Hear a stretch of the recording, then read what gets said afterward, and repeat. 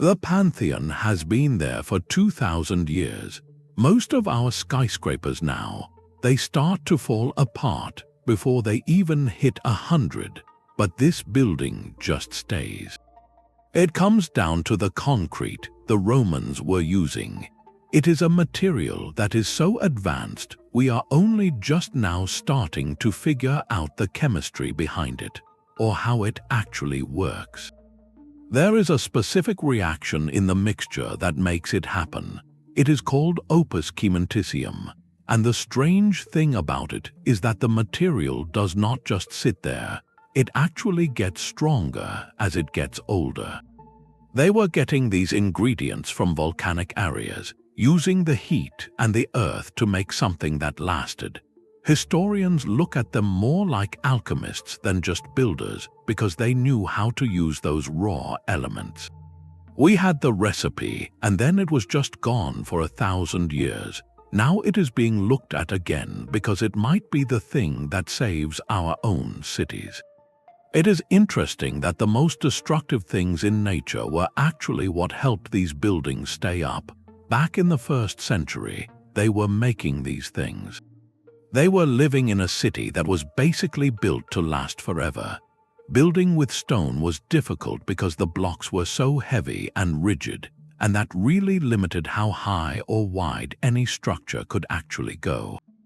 For a long time, architects were just stuck with the weight of whatever rock they could dig out of the earth. They had to stack these huge pieces of marble or limestone, which took forever and cost a lot of money. But then a shift started happening in the streets of Rome. Builders began moving away from those solid blocks and started using a fluid medium instead. It was a material you could just pour into a wooden frame, so it could take on basically any shape someone could think of. This wasn't just about making things easier, though. It was a way to show off imperial power. The Romans started building these massive domes and arches that looked like they were defying gravity, and they were open and full of light in a way that showed a different kind of ambition. We know from Vitruvius, who was a famous architect back then, that they didn't really look at this as just a craft. They saw these materials as a gift from the gods of the earth. In his early recipes, the way he describes the process makes it sound more like a holy tradition than a regular construction job. Being able to build this way let the empire push its infrastructure across 3 continents. They needed this specific concrete to build the bridges and the harbors and the aqueducts that kept everything connected. It was the backbone of the whole civilization. They weren't just trying to survive the landscape anymore. They were masters of it, using a mixture that they felt gave them a kind of divine strength. And that innovation was really the start of a discovery that changed the chemistry of building forever. It came down to one specific ingredient that made the whole mixture so durable. The reason they were able to build with such strength was because of something they found in the volcanic fields, right near the city of Pozzolanic. It was this reddish-gray ash they found in the dust there. To the Romans, this wasn't just common dirt. They looked at it as a remnant of the fire from the underworld, like a gift from deep in the earth that had its own silent power. When they took this volcanic sand and mixed it with lime, it did something remarkable. It started a chemical reaction that let the concrete set and get hard even if it was completely underwater, right under the waves of the Mediterranean. Scientists today call that a Pozzolanic reaction. It builds this dense molecular structure that basically resists any decay from the salt or the wind or the water. That ash became the foundation for everything they engineered. It turned their piers and their harbors into stone that could last for thousands of years instead of just washing away. They didn't pick this ash by accident either. It was a very deliberate choice. It was the difference between a building falling down in a few decades or standing there for centuries. They understood that by using the heat and the pressure of the earth, they were making something that could survive time itself. But even with that geological wonder, the chemistry wasn't totally solved. There was another additive hidden in the mix that kept researchers confused for decades, and it took a modern breakthrough to finally figure out why it worked the way it did. There are these small white mineral chunks scattered all through Roman concrete that researchers spent decades trying to figure out. They're called lime clasts. For a long time, modern engineers just looked at them as proof of bad craftsmanship, like the Romans weren't mixing their mortar well enough. People assumed it was just poor quality control, which always seemed a bit off for a civilization that cared so much about precision. But then scientists started putting these samples under high-powered microscopes and realized the whole story was wrong. These little white nuggets weren't mistakes. They were actually a very specific bit of material science that basically gave these buildings a way to think for themselves. The lime clasts work like a built-in reservoir of healing energy sitting inside the walls. Usually, when a building deals with something like an earthquake or water freezing and expanding, tiny cracks start to open up. In the concrete we use today, those cracks are the start of the end because they let moisture in to rot everything from the inside. But it's different in a Roman wall. When water gets into a new crack, it hits one of those white chunks and dissolves the calcium. Then that mineral liquid flows right into the gap and recrystallizes. It knits the wound back together. It's a self-healing mechanism that works almost exactly like a biological scab, sealing things up before any real damage can spread. It changes how we look at the Romans, moving them from lucky amateurs to these very sophisticated chemists who were thinking centuries ahead. They weren't just building for themselves. They were making materials that could fight back against time. This internal repair system is really the reason those arches and domes are still standing after 2,000 years of bad weather and seismic activity. They didn't make a static material that just decays. They made a living concrete that responds to the environment, and it leads into how they even got those white nuggets into the mix, because the process involved a level of heat that was much more dangerous and intense than anyone thought.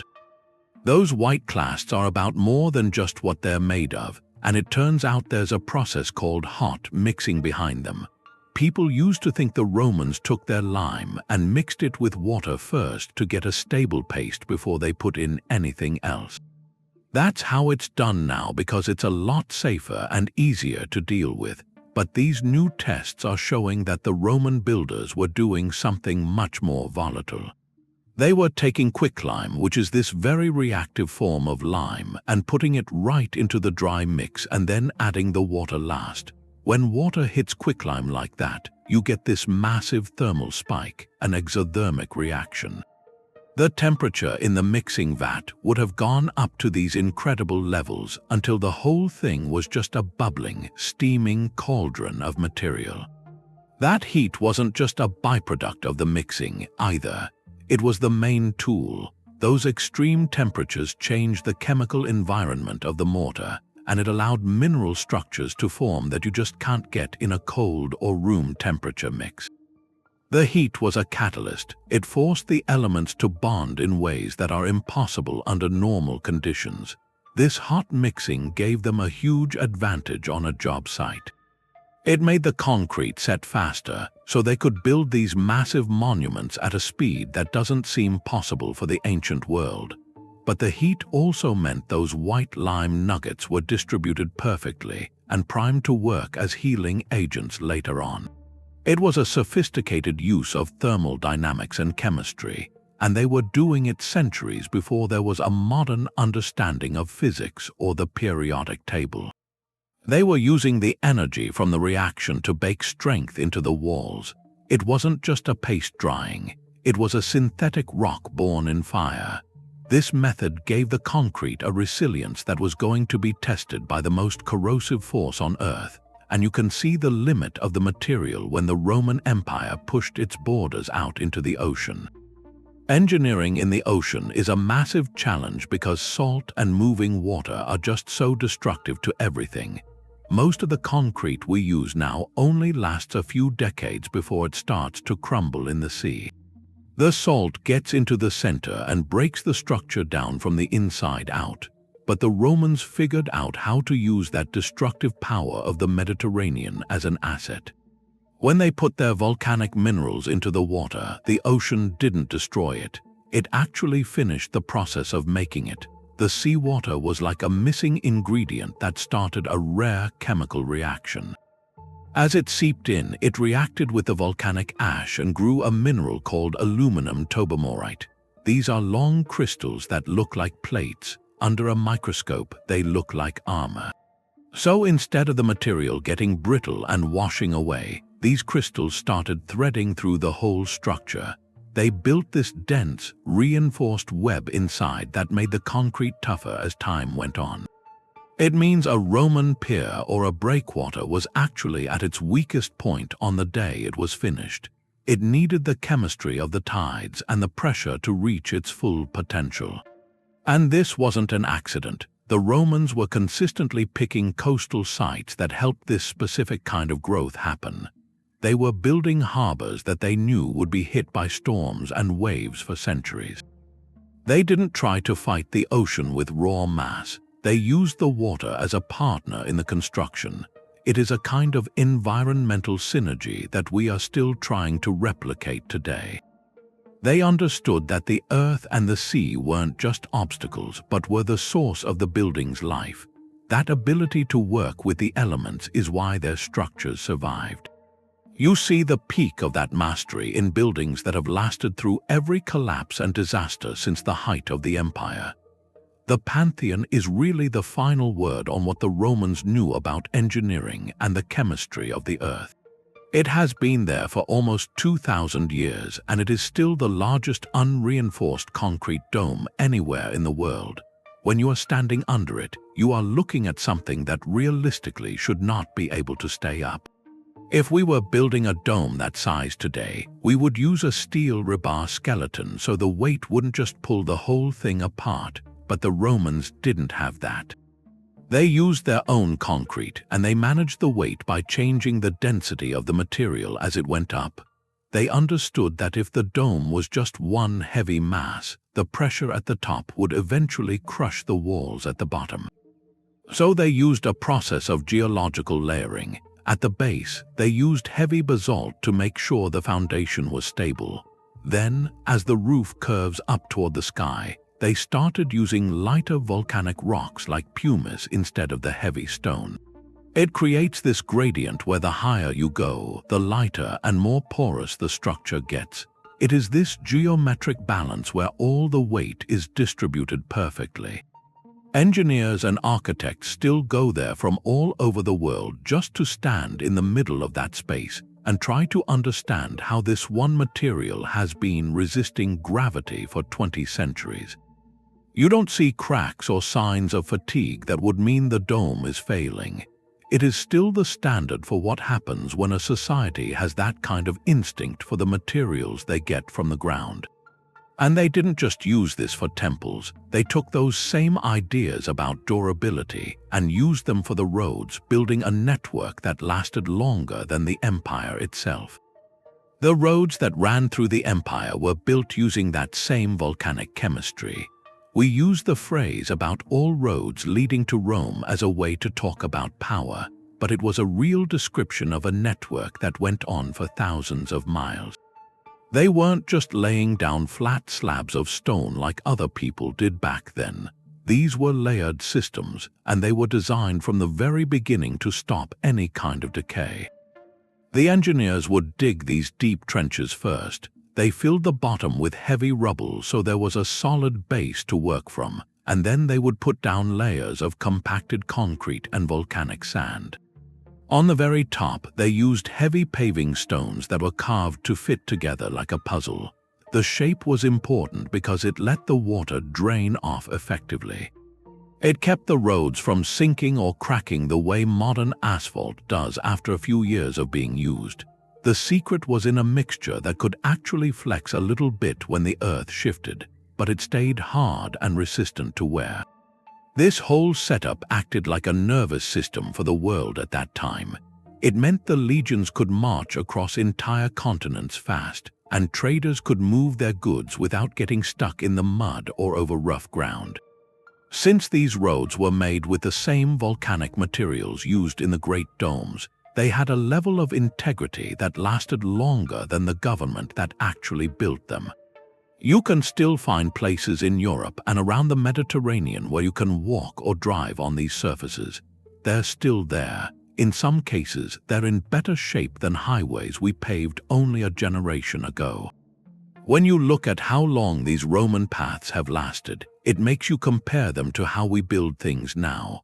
We have better technology and we can work faster, but our bridges and our roads struggle to stay together for even a single lifetime.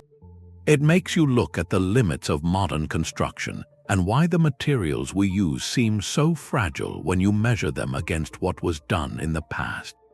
There is a strange reality in engineering when you put a piece of a Roman wall next to a block of concrete we make today.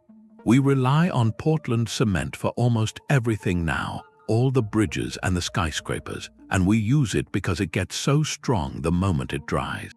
It lets us build these massive cities at a pace that wouldn't have been possible before, but that speed has a cost the Romans didn't have. Portland cement is built for the short term. It prioritizes that high initial strength and just ignores the decay that starts happening almost immediately.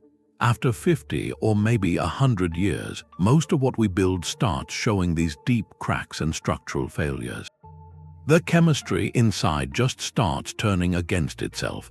If you look at it under a microscope, you can see the difference in how they thought about it. Modern concrete is rigid and it's brittle. It acts like a shield, but eventually it just shatters under the stress of the environment. Roman concrete was different because it was formulated for chemical stability over thousands of years instead of just a few decades. They weren't concerned with how fast they could get to the next project. They were focused on the legacy of what they were building. So we can put up a 100-story tower in a couple of years, but that tower is basically a temporary structure if you compare it to something like the Pantheon. And it goes beyond just how long a building stays standing. Making the cement we use now takes an immense amount of energy and heat. It's one of the biggest contributors to carbon dioxide emissions in the world. It is this mass production model that is hard on the planet, and it creates something that just becomes waste we have to replace later. The Romans used a low-heat process with natural volcanic products, and that created a material that was more durable and much more in tune with the environment. We are choosing a fast, high-impact method over something slow and sustainable that has already proven it can outlast civilizations. It makes you wonder why we walked away from a recipe that was so much more resilient and gentle on the earth. Looking back at that ancient chemistry, it seems like they weren't just better builders. They were practicing a kind of environmental mindfulness that actually helped their empire endure. People are starting to see that the ancient world had a way of dealing with a climate issue that we haven't quite figured out yet. Our way of making things involves Portland cement, and that means we have to get these kilns up to almost 3,000 degrees Fahrenheit. It takes so much heat to do that, and it uses a massive amount of energy while it's pumping all this carbon dioxide into the air. The Romans had a different way of working. They used a mix of lime and volcanic ash, and they could process that at temperatures that were much lower than what we use. They were basically using the chemistry that was already in the earth instead of trying to force it with all that industrial heat. So they had this very low carbon footprint thousands of years ago. And that sustainability wasn't just about how they mixed the mortar. Their concrete doesn't rot or fall apart the way ours does, so they didn't have this constant need to tear things down and start over. In our cities, we have this cycle of demolition and reconstruction where we're always replacing bridges or highways, and every time we do that, we're just using more energy and making more waste. But a Roman temple or a harbor is different. It's a one-time investment of resources that has stayed there for 20 centuries. If you look at the environmental cost over 2,000 years, the Roman method is just much more efficient than anything we have now. They were getting their materials right from the landscape, using volcanic byproducts that were already in the soil. They didn't need the intensive mining we do or all the chemical additives. It was a way of building that worked with the local environment, treating the earth like a partner instead of just a place to get raw materials. We're trying to find these green techniques again to save the planet, but for them, it was just the normal way to build. It wasn't an accident that they did it this way. It came from how they saw the world and their place in it. You have to look at their culture and their myths to understand why they cared so much about making things permanent. They understood that the ground they were building on was alive and full of gods. For a Roman engineer, the volcanic ash and that red sand were never just things you put in a bucket. Those materials came from the domain of Vulcan, the god of fire, so when they took them from the base of a volcano, they felt they were borrowing divine strength to protect the empire. There was a sense of responsibility there that you don't really find in a modern assembly line. Every time they poured concrete or set a foundation, they saw it as an act of cooperation with the gods of the earth. That reverence changed how they handled everything. They weren't just throwing things together to hit a deadline. They focused on the mixing process the same way they would a ritual in a temple, because if a building was going to represent the Roman state, it had to be worthy of that. When a harbor wall stayed standing against the sea for hundreds of years, they didn't just see it as chemistry. It was a sign of divine favor. It was proof that the gods were happy with how their gifts were being used, and that framework gave them a reason to build things that would outlast them. Their philosophy was that a great building should mirror the cosmos. It had to be balanced and stable, something that could endure time the same way the stars and the seasons do. It turned construction into a sacred calling instead of just a job. You had these specialized roles within the guilds where knowledge was passed down like a family secret, and the builders became keepers of a tradition that mixed physical skill with a deep understanding of the natural world. Every decision was weighted with that intent to make something permanent, and that mindset is what allowed them to organize thousands of people into a system of craftsmanship that changed the landscape for thousands of years. Managing a territory that large took a particular type of person, these architect-engineers who were essentially the polymaths of that time. They had to understand how geology and physics worked as one thing. It wasn't about just drafting a plan and leaving it for someone else to handle. They were on the ground as chemists and site managers, and they stayed involved in the science of the earth through every part of the work. Vitruvius wrote entire books on this, and he made the point that the building starts well before any stone is actually set down. You had to know the right time to harvest your materials. You had to pick a site based on how the air moved and whether the soil was healthy. That hands-on way of doing things is why those concrete recipes stayed the same everywhere from North Africa all the way to Britain. These leaders were right there in the mud. They made sure the volcanic ash was measured exactly and that the lime was mixed using that high-heat, volatile method. They treated a mixing vat like it was a laboratory. Building for the state carried a massive amount of prestige.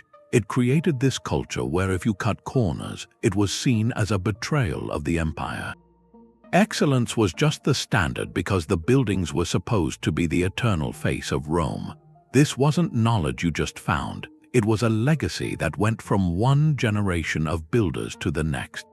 They had these specialized guilds that were like living libraries, so the wisdom they had already gained was always there in the new projects. That human element mattered as much as the seawater or the volcanic sand. It was a chain of discipline and intellect that kept the chemistry working across 3 different continents. But even with the guilds and all that organization, traditions aren't always safe from history. The most advanced material science they had was eventually silenced. It led into a dark age where the recipe for the city just vanished from the record. The golden age of Roman engineering eventually ended, and it was followed by a very long silence. When the Western Empire collapsed, the recipes they used for that volcanic concrete didn't just stop being used, they completely disappeared from Europe. It was like a collective amnesia had taken over. All that chemical knowledge and the structural daring they had was just gone.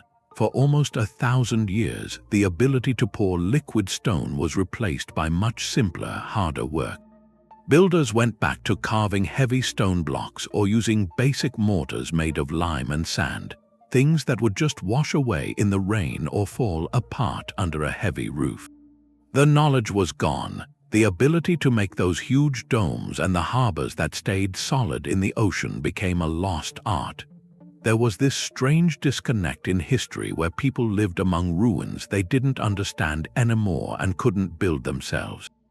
Architects in the centuries that followed would look at the Pantheon or those massive aqueducts, and they were genuinely confused. To them, these buildings didn't look like something humans made with chemistry. They looked like the remains of a mythical past. They could see the material was different, but they didn't have the vocabulary or the volcanic ash to understand why it was stronger than their own walls. It shows how fragile progress is. If that chain of knowledge breaks for a few generations, a discovery can just become a mystery. It wasn't until the 1800s that researchers started looking into the science of hydraulic cements again. They were trying to find a way to make buildings set underwater and last, but even then, they were only scratching the surface of what the Romans had already done. This silence turned Roman ruins into a cold case. Modern scientists had to stop being historians and start acting like forensic detectives. They had to take these 2,000-year-old samples and look for chemical fingerprints left by the people mixing it back then. Solving the riddle of how a vanished society outperformed the modern world meant looking at the Earth in a way we had forgotten. It took a modern technological breakthrough to finally see the truth inside the stone. Scientists at MIT and Berkeley stopped guessing about the process and just started mixing the materials themselves. They took what was written in those old texts and combined that with data from chemical scans to see if they could actually recreate this science. It was like putting a modern lab right inside an ancient construction site. They used the hot mixing method, which means they put the quicklime directly into the dry ingredients and let that massive surge of heat happen. What they ended up with in their test vats was a perfect match for the concrete in the Pantheon. These recreations proved that the little white lime clasts were the part that mattered most. The researchers actually cracked their new blocks of concrete on purpose and ran water through them to watch the self-healing happen. They saw the calcium dissolve and fill the gaps exactly the way the Romans intended. It was a validation of that intelligence. It turned what people thought were just stories or accidents into engineering facts that can be measured. They tested the samples in different environments and saw that the ancient recipe is actually better for certain conditions. Modern concrete might be stronger on the first day, but the Roman version wins the long game because it gets better as it ages and deals with the elements. This discovery has changed the way people look at it. It isn't just a curiosity anymore. We are at a point where this laboratory success can be used in the real world. This technology is being looked at as a primary solution for our own infrastructure, especially for ports where the ocean is currently winning the fight against our modern materials. The coastlines we have now are mostly just gray blocks and steel that's already rusting. We end up spending billions every year on these repairs, just trying to patch up piers and seawalls while the ocean keeps eating at them. The salt spray and the tides hitting the concrete eventually turn it into this brittle, cracking mess, and it usually only takes a few decades for that to happen. It's just a cycle of things decaying and then paying for expensive repairs, and it feels like a losing battle as the sea gets stronger. People are looking back at the way Romans built their harbors to find a different approach, where we aren't fighting the water but using it as a partner. Engineers are developing these new maritime recipes now that use volcanic ash and certain mineral catalysts in the mix. The idea is to have a material that doesn't just stand there waiting to fail, but actually invites the seawater in. You get a chemical reaction that triggers the growth of these protective crystals, like the ancient structures had. It turns a wall into something reinforced that gets tougher when the environment gets harsher. Our coastal defenses could end up lasting for centuries this way without needing to be torn down or replaced. It would be a massive change for cities dealing with erosion and the weather patterns shifting. If you can build a pier that heals itself or a seawall that thrives on salt, the math of how we protect these communities changes completely. It goes beyond saving money or just making better docks. It's a shift in how urban planning works, moving toward a self-healing city where the foundations are as resilient as the natural world. Building cities that are able to maintain themselves would change everything about how we live on the planet. Right now, we spend so much of our time and money just chasing after decay and trying to fix cracks in roads or crumbling overpasses. It is this constant, expensive struggle against gravity and the weather. But if we bring the lime-classed mechanism back into our modern toolkit, we are looking at infrastructure that acts more like a living skin than a dead block of stone. If a bridge could sense a fracture and then use its own internal chemistry to knit that gap back together, the idea of a pothole or a structural failure would just start to disappear from our lives. This is not just about saving money on road crews. It is a total shift in how we value the things we build, moving away from a world where everything is designed to eventually fail. You can see the potential impact most clearly in places where the Earth is restless. In earthquake regions, the initial shock is often just the beginning of the crisis. The tiny, invisible cracks left behind can weaken a skyscraper or a dam until it becomes a hidden danger. Having a material that heals those wounds immediately would mean the structural integrity of a city is no longer a static thing you hope stays strong. It becomes an active, self-sustaining system. It is a form of ancient biotechnology. It treats a building as a resilient entity rather than a fragile object. This would let us break that endless cycle of patch and repair that drains the resources of our communities. We are essentially learning how to install a natural immune system into the concrete skeletons of our world. Moving to this kind of self-healing economy would allow us to focus on growth and innovation instead of just trying to keep existing buildings from falling down. We would be building foundations for the future on the wisdom of the ancient past, and we would create a landscape where our legacy is measured in centuries rather than decades.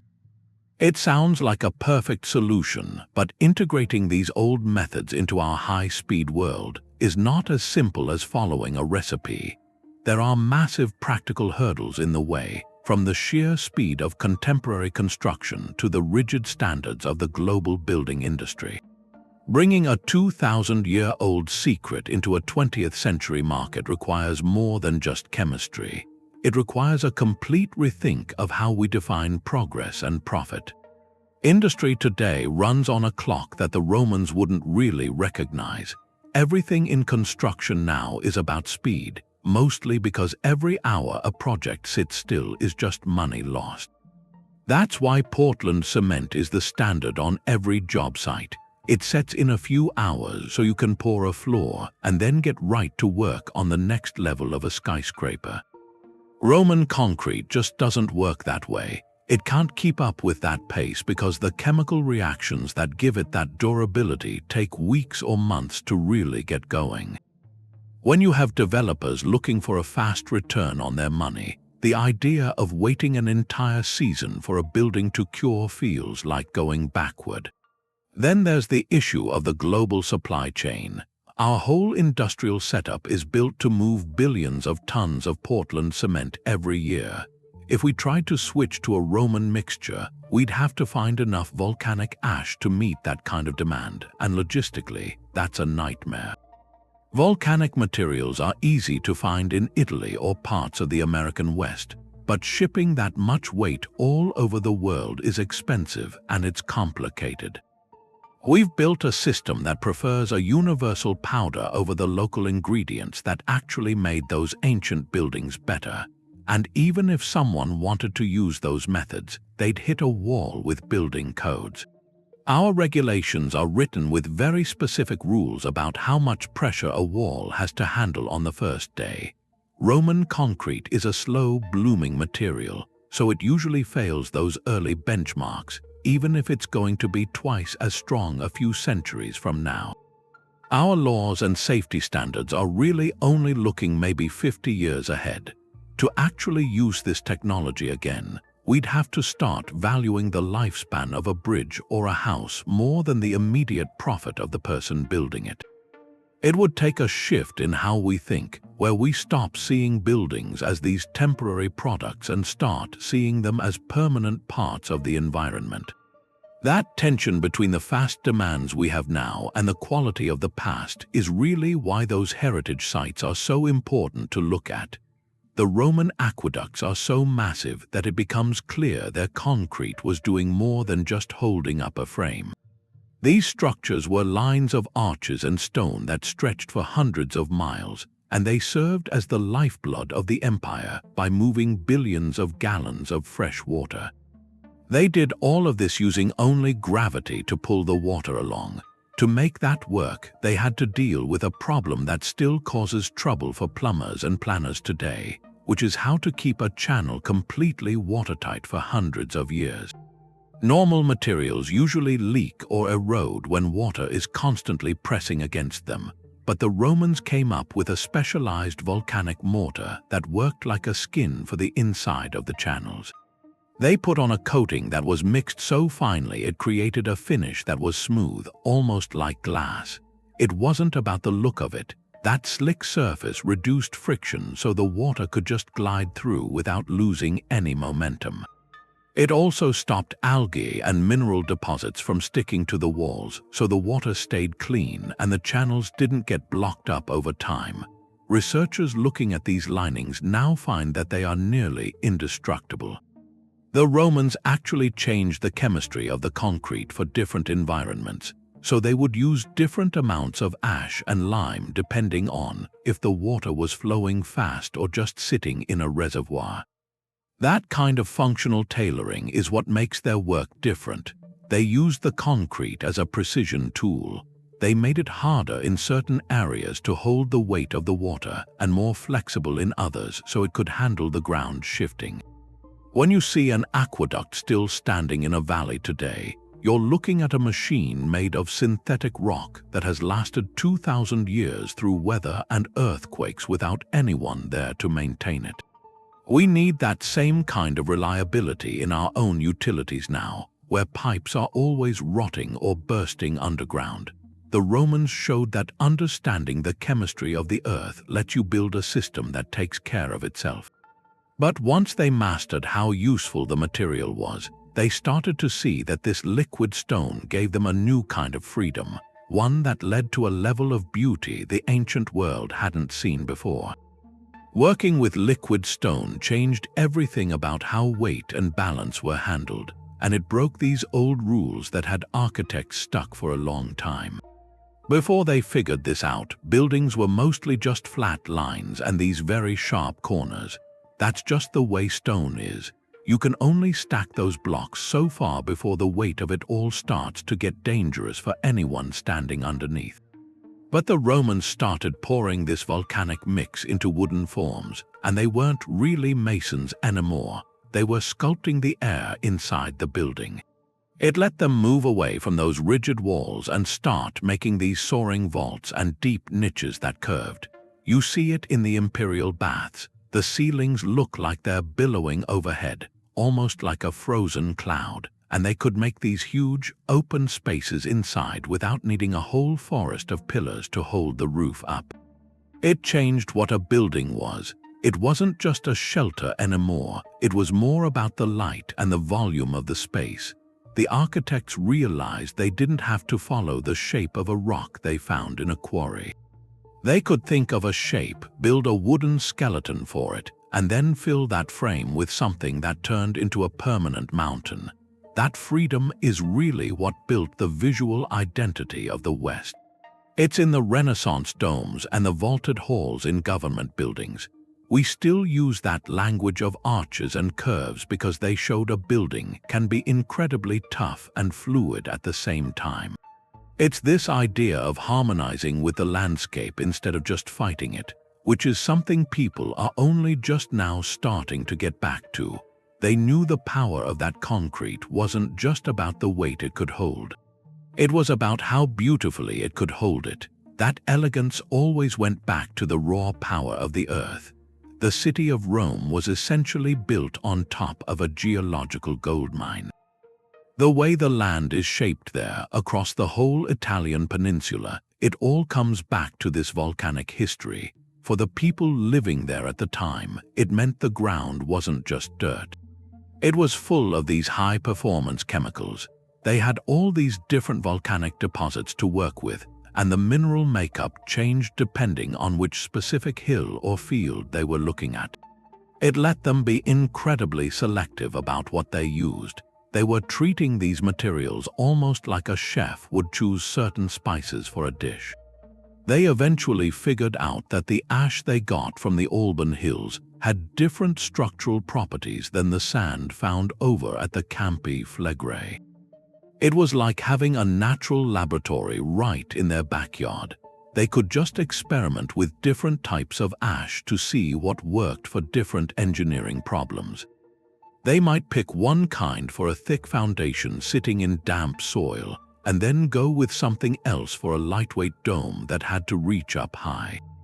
We can see now that the specific mineralogy of those Italian sites was the actual fuel for the Roman formula. It was this perfect coincidence of time and place, and it shows this deep connection between the land and the buildings. It's really a masterclass in being resourceful. They didn't try to force some foreign style onto the landscape. They just listened to what the earth was giving them and built a civilization out of it. It makes the whole empire feel less like an accident and more like something written in the rocks. Modern researchers are looking at all of this now and asking a difficult question about how we build our own cities. If the secret to this concrete is tied so closely to these specific volcanic sites, it's hard to know if we can ever replicate it in parts of the world that don't have volcanoes nearby. We're trying to see if that geological magic can be manufactured in a lab, or if the Roman achievement was just a one-time gift from the earth. Engineers trying to use these old methods elsewhere have to deal with the fact that they don't have the same geological luck Italy has. Not every place is sitting on a volcanic field, so researchers are looking for ways to make that chemistry happen using the leftovers from our own industrial age. They're looking at things like fly ash from coal plants or slag from steel mills to develop synthetic versions of that volcanic ash. Usually, those materials are just waste that goes into a landfill, but if they're processed the right way, they start acting just like the minerals the Romans were digging out of the ground. It's really about taking those ancient principles and applying them to the scrap of the modern world. You're turning industrial byproducts into high-performance materials, which actually matches that Roman spirit of using whatever is available in the environment. Instead of mining for something new, it's a way of upcycling waste so the end of one process becomes the start of a foundation. It creates a circular economy. It means the secret to that concrete isn't stuck in the Mediterranean or limited by geography anymore. A builder in a big city or a remote town can use these synthetic minerals to get that same self-healing chemistry that kept the Pantheon standing. It takes a local success from 2,000 years ago and turns it into a universal solution for what we're dealing with now. There is an environmental opportunity in these new mixtures too, because they have the potential to sequester carbon. Modern cement is a massive polluter, but these Roman-inspired versions can trap carbon dioxide inside their mineral structure as they harden. It gets us closer to a way of building where cities aren't just less harmful, but might actually help clean the air. We're looking at the possibility of carbon-negative construction, where a bridge or a building is basically a permanent vault for greenhouse gases. It changes the narrative of progress because it suggests the path to a sustainable future was actually hidden in those ruins from the past. There is a chemical process inside those old walls that goes beyond just making them strong, because Roman concrete actually pulls carbon out of the air as it gets older. Our modern cement is one of the biggest sources of emissions we have, but the Roman mix works more like a giant lung made of stone. When it sits out in the rain and the sun, it absorbs carbon dioxide to help its minerals keep growing. Every arch and pier they put up has been acting as a carbon sink for 2,000 years, taking gas from the sky and turning it into something solid. If we could do this everywhere, it would change how our cities affect the climate. Our skylines wouldn't be a source of pollution anymore. They would be a tool for environmental repair. It changes how we look at the ancient world, moving it out of history and into modern science. Those builders saw their work as something that lived with the natural cycles of the earth, and it turns out they might have solved the environmental crisis we are dealing with right now. It makes you look at the gap in how we train architects and builders. We teach people to focus on immediate strength and how fast they can build things, but we ignored the wisdom in these ancient chemical reactions. Reclaiming that means rethinking the whole engineering curriculum. We have to stop just teaching how to pour a slab that lasts 50 years. We need to show people how to build things that can heal themselves and the planet. It is a necessary pivot for the future. Engineering students spend thousands of hours on the mechanics of steel or the chemistry of Portland cement, but they almost never look at how the ancients built things to last for eternity. The way we teach now is really just a 50-year cycle. It trains designers to see buildings as temporary things that are going to be torn down and replaced eventually. And if we want to use Roman concrete, we have to change that entire playbook. We have to change how we train the next generation of builders.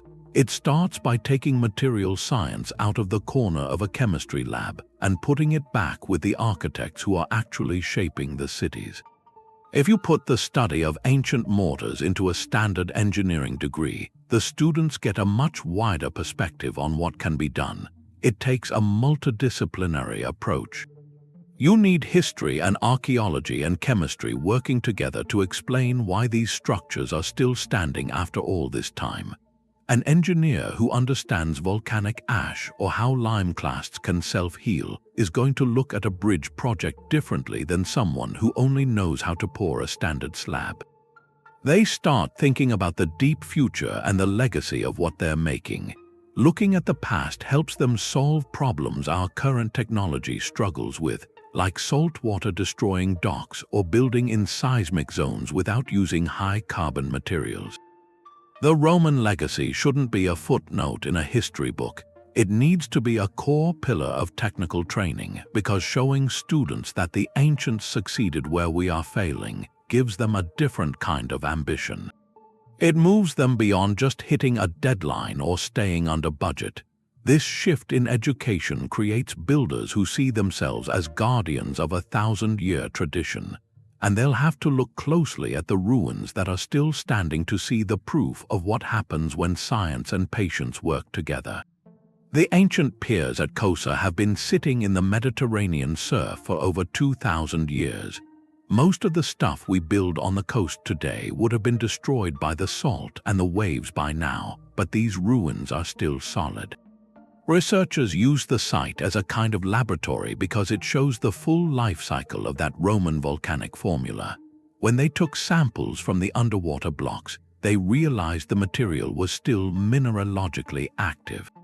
The concrete isn't just a dead weight. It's still growing those rare armor-like crystals that actually thrive on the chemical exchange with the seawater. That discovery at Cosa changed how people talk about maritime engineering. Usually, the ocean is seen as the enemy of construction, but here the water is a preserving force that has kept these piers intact through 20 centuries of storms. If we use that same chemistry for modern offshore wind farms or research stations, It would be a total revolution in how we spend money. Right now, we put billions into oil rigs and seawalls that are going to fail in a few decades, but Cosa suggests we could build things that get tougher over time. It's a rare case where ruins serve as a blueprint for the future of energy and transportation. We're finding out that the best way to validate an engineering concept isn't a computer simulation looking a few years ahead, but looking at a pier that has already survived for 2000. It makes you rethink what it means to build something that lasts. When you look at those sea-battered blocks, you have to consider the meaning of permanence and why it's so rare in our own architecture. The survival of Cosa is a reminder that a society is remembered by the things that refuse to fall down. The Romans didn't just want things to last, they expected them to, and that mindset went into every shovel of dirt they moved. They lived in a world that felt permanent to them. They didn't see a bridge or a temple as a temporary fix for a problem. They saw them as part of an eternal city. It was about making power visible in a way that wouldn't end. It's a hard perspective to find now, especially in a culture built on planned obsolescence. We've grown used to things being designed to fail or wear out just so the next version can be sold. But Roman concrete is still there. It's like a silent protest against the way we build things to be disposable. It really challenges the idea that everything has to be temporary. When you see these ruins still standing across Europe and the Mediterranean, you're looking at a society that cared more about the year 4000 than a fiscal quarter. They were investing in a future they wouldn't see. They chose materials that were harder to work with and processes that took more effort because they respected the people who were going to inherit the world after them.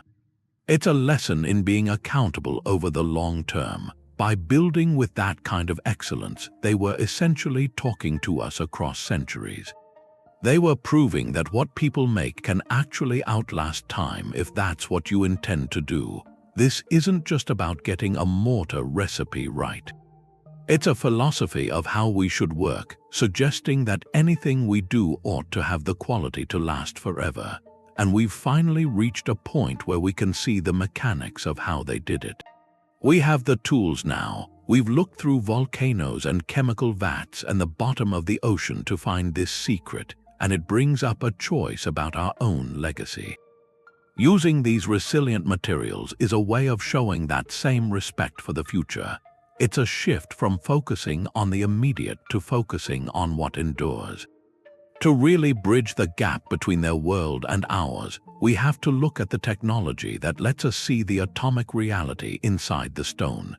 We have the technology now to look straight through the surface of these old stones. For a long time, nobody really knew what was going on inside a Roman wall, but we can use high-energy X-ray micro-diffraction to actually see the atoms.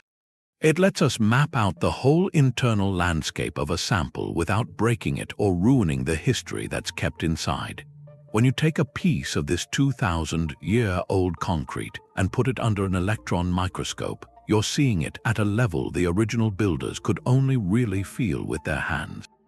You can see the specific paths where calcium ions move through a microscopic crack to seal it up. It makes the study of the past feel like you're watching chemistry happen in real time. These tools ended up solving the riddle because they showed us the concrete isn't just a random mix of things stuck together. We can see the crystalline structures now, like those Tobermorite plates, and they interlock to create a molecular mesh that holds up against the ocean. It's the physical evidence that everything they were doing, the hot mixing and the volcanic ash, was all part of a system that was perfectly calibrated.